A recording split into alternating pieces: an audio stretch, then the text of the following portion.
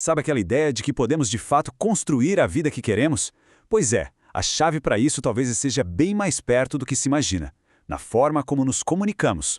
Hoje, vamos fundo em como assumir esse papel de narrador da própria história e assim transformar a realidade com o poder das palavras e das intenções.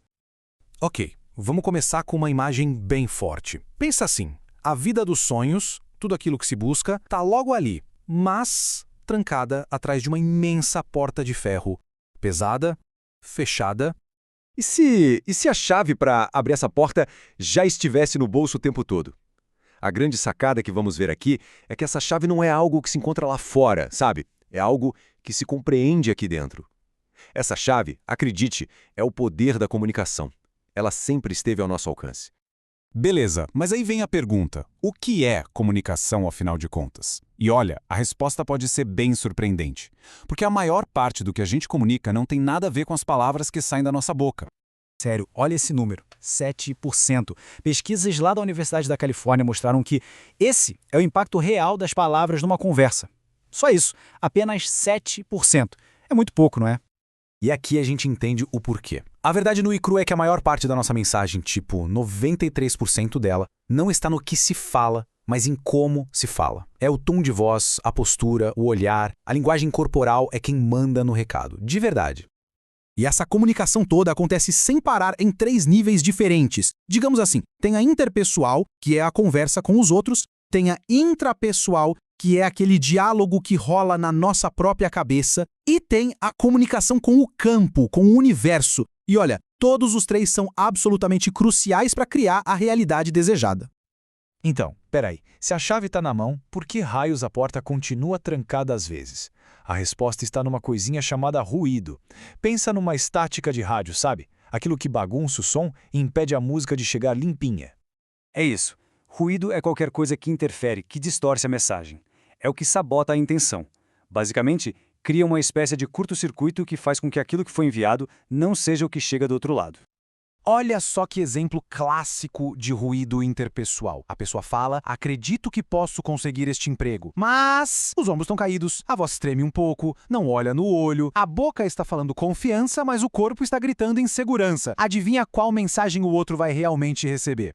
Mas talvez o ruído mais perigoso seja o interno. Aquela vozinha crítica na nossa cabeça, sabe?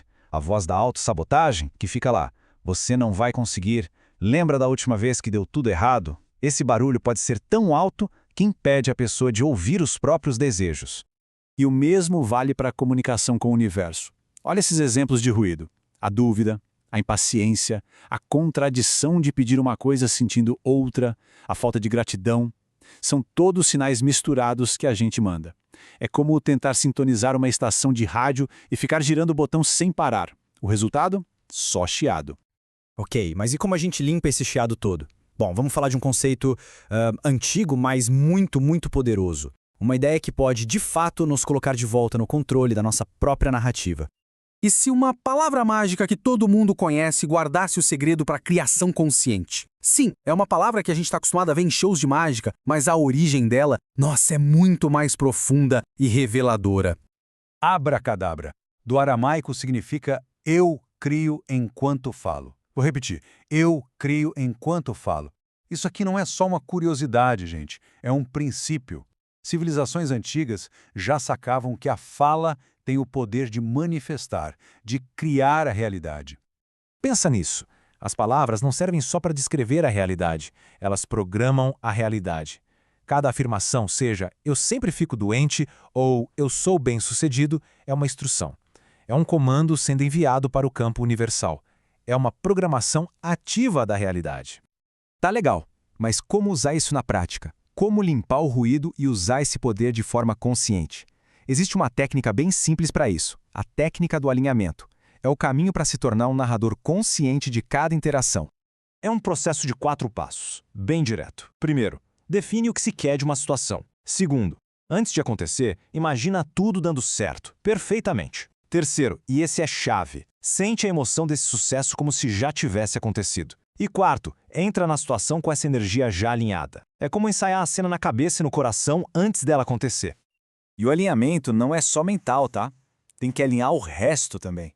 A roupa, a aparência, a postura, a linguagem corporal e, claro, estar presente de verdade no momento. Lembra dos 93%?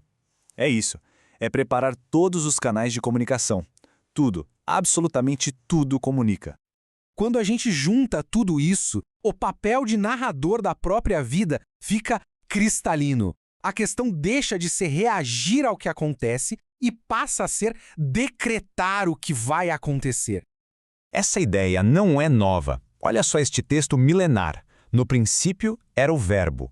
Isso vai muito além de uma questão religiosa, sabe? É uma baita revelação sobre como a criação funciona. O verbo, a palavra, é a força que cria. A ordem das coisas é sempre essa. Primeiro a palavra, depois a manifestação. As palavras de uma pessoa, como estão cheias de crença e de emoção alinhada, são a semente da realidade física. Primeiro se declara, para depois a coisa acontecer no mundo real. E no fundo, é sobre isso. A comunicação de verdade vem da alma.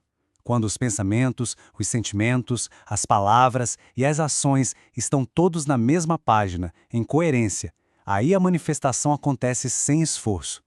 O universo não responde a palavras vazias, ele sente a vibração da alma.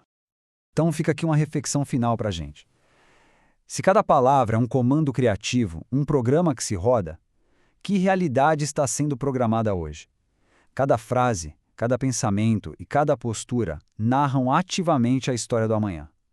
A questão é, a história que está sendo contada agora é aquela que se quer realmente viver?